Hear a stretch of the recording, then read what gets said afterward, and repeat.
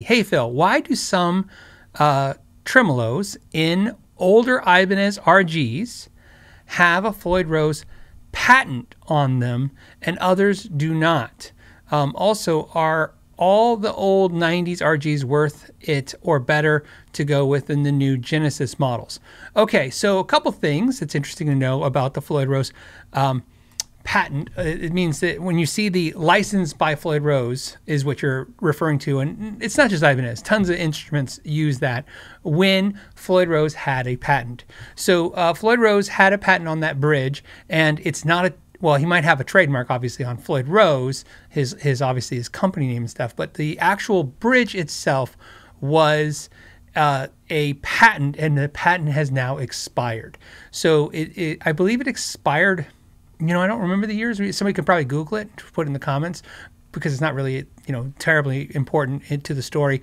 But when that patent expired, they were no longer required to license it. And so the licensing deal would be if you had a bridge that was that would infringe on his patent, which pretty much all locking tremolos would at some point, you would have to pay a royalty. And this would be just like when I talked about the license by Fender necks and parts, you know, that you see Mighty Mite and stuff. Even though I like Mighty Mite, and even though I highly recommend Mighty Mite parts as a whole, I've always said this is very important. When you see licensed by Fender, this implies the same thing, licensed by Floyd Rose. It's not a testament to quality. It's not saying this bridge is so good that it's as good as Fender.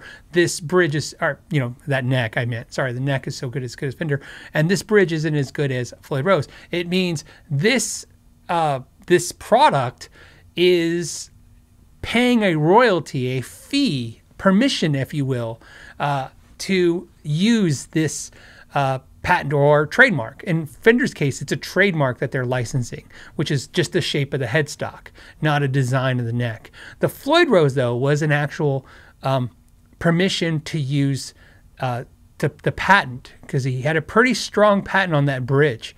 I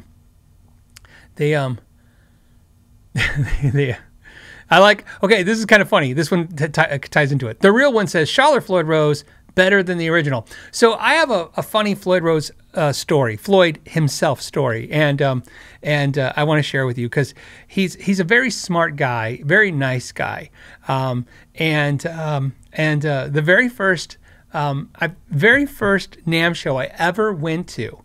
Okay, I was so excited, as anyone who's ever been to their first NAMM show, whether it was back in the heyday. I didn't go in the 80s in the heyday, but, you know, I went what now is considered still part of the heyday because of the, you know, it's not the same show. But even if you went last year, trust me, if it was your first show, your first NAMM show is always amazing because it's just a giant candy store. And I went to all of my friends, all of my customers, everyone I knew. And I said, and I had this little black book, right? A little black phone book, right? The flip phone books, and like a little phone notebook. And I would, hey, do you have any questions or anything you want me to do when I'm at the show? And I would write down everybody's thing. I wish I still had that book. I tossed it. This was so long ago that my first NAMM show, I took pictures with a disposable camera and took it to the Walgreens and had them developed. And I didn't have a phone. Phones are out, but I didn't have, you know, it wasn't that kind of phone.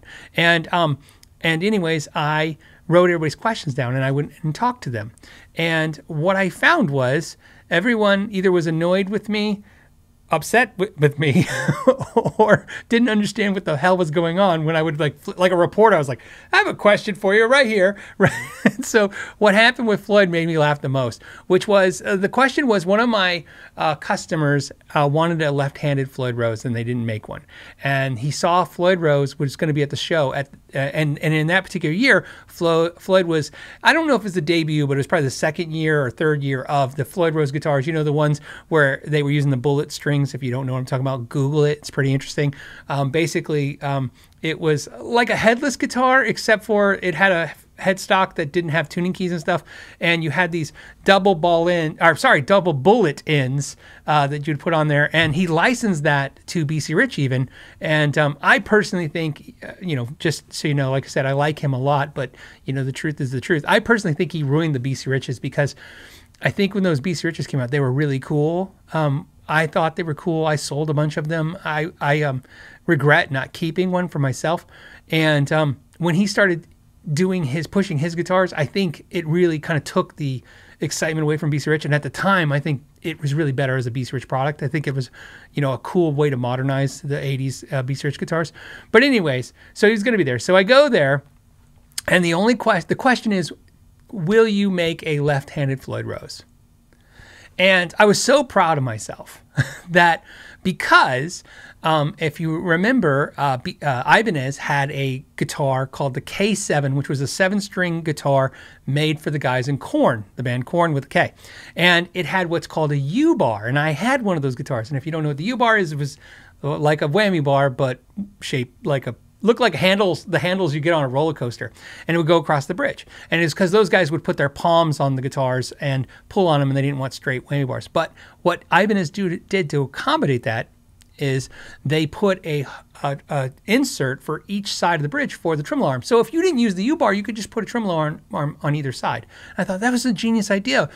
So I figured when I went and talked to Floyd, I'd be like, hey, one of my customers wants to know if you'll make a left-handed Floyd Rose. And I expected him to go no, because he was going to be like friends with Paul Reed Smith, and they were both going to be like, there's no such thing as left-handed pianos. I didn't know what the thing was going to be, but I figured the answer was going to be no. And then I was going to tell him my ingenious idea of how you could put a insert on both sides of the bridge, a Floyd Rose, and then now they could be lefty or righty, or you could put your whammy bar on either side.